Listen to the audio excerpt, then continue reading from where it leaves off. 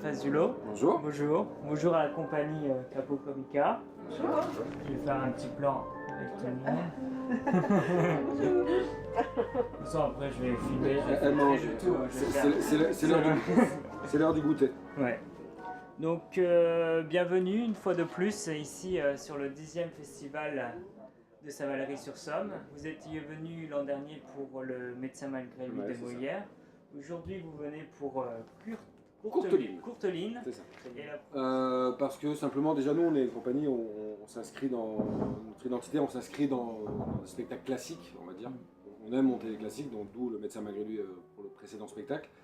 Et moi je cherchais un autre classique, voilà. Et donc voilà, je cherchais parmi les auteurs connus, Molière, Shakespeare, parce qu'on a du classique aussi étranger. Shakespeare, Racine, tout ça. Et puis je me suis rendu compte qu'en fait Courteline n'était pas tellement monté. Pas tellement monté parce qu'à mon sens, je pense que c'est assez difficile à monter parce que justement Courteline, c'est que des petites pièces. Et ce qui est compliqué, c'est de monter un spectacle avec que des petites pièces. Et la complexité à mon sens, c'était de faire un spectacle sur Courteline avec des petites pièces de Courteline, avec un vrai fil conducteur, sans toucher au texte, sans aucune adaptation. Et ça a été un peu le pari. Et du coup, ça m'a vachement intéressé. Et à partir de là, je me suis penché sur l'auteur et j'ai commencé à réunir les comédiens. Pour certains qui font partie de la compagnie, d'autres qui ont rejoint la compagnie plus tard. Et voilà, on est parti pour une création avec le résultat final aujourd'hui. Dans la mise en scène, vous êtes parti sur un cirque des années 20. C'était une pure envie de prendre cet univers-là? Oui, alors moi je suis un metteur en scène qui est assez instinctif. Je fonctionne avec des images. Après, je trouve les raisons à mes images. Ouais. L'instinct fait que je dis tiens oui, en fait c'est logique. Je ne sais pas si c'est vraiment de l'instinct ou si c'est une réflexion invisible, je ne sais rien. Donc, en tout cas qui m'échappe. Oui, donc il y avait une grosse envie, en tout cas l'ambiance du cirque des années 20 m'intéressait beaucoup. Pas qu'esthétiquement, c'est aussi ce que ça raconte au niveau des personnages. Pour moi, une période assez difficile au niveau de la société, donc c'est assez intéressant de transposer les personnages de Courteline, qui sont des bourgeois à la base, dans cet univers en fait. Pour en faire des personnages un peu monstrueux, un peu caricaturés, surtout à fleur de peau. Ouais. Parce que comme ça se passe, on est entre une coulisse et la scène, ce qui se passe de l'autre côté en fait c'est la scène, c'est le spectacle qui est en off. On met les personnages à un endroit assez intéressant parce qu'ils sont vraiment à fleur de peau, c'est des artistes qui sont entre deux. Et j'ai trouvé ça intéressant justement, de transposer les situations dans cet univers-là, au-delà du côté esthétique.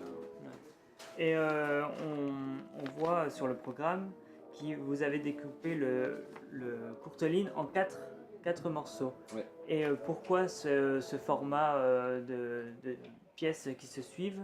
Est-ce que c'est une réelle envie ou... Ouais, déjà chez Courteline, on n'a pas vraiment le choix. Parce Courteline, en fait, je ne veux pas te dire de bêtises, c'est un surnom en fait. Qu'il avait, son père était assez célèbre, c'est un auteur assez célèbre.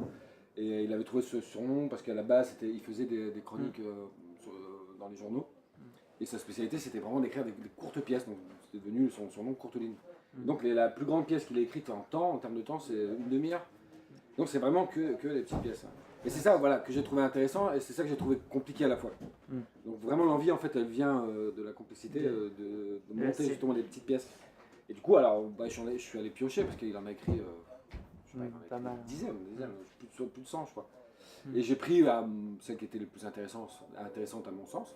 Et je les ai montées en essayant de trouver une logique parce que voilà je voulais pas faire une adaptation du texte, je voulais pas toucher une ligne. Voilà. Et on a essayé de trouver une trame à partir de ces 4 pièces, voilà, dans l'ordre, qui ont beaucoup bougé. Hein.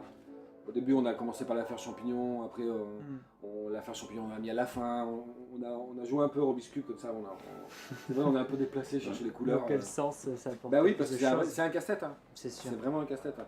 Bah, le but, c'était vraiment de créer un spectacle, un vrai grand spectacle, avec 4 petites pièces. Et pas qu'on se dise, tiens, une pièce, une petite scène. Une petite scénette, rideau fermé, rideau ouvert, une autre scène. Je voulais pas ça en fait, je voulais vraiment un spectacle complet. Une vraie histoire, quelque part.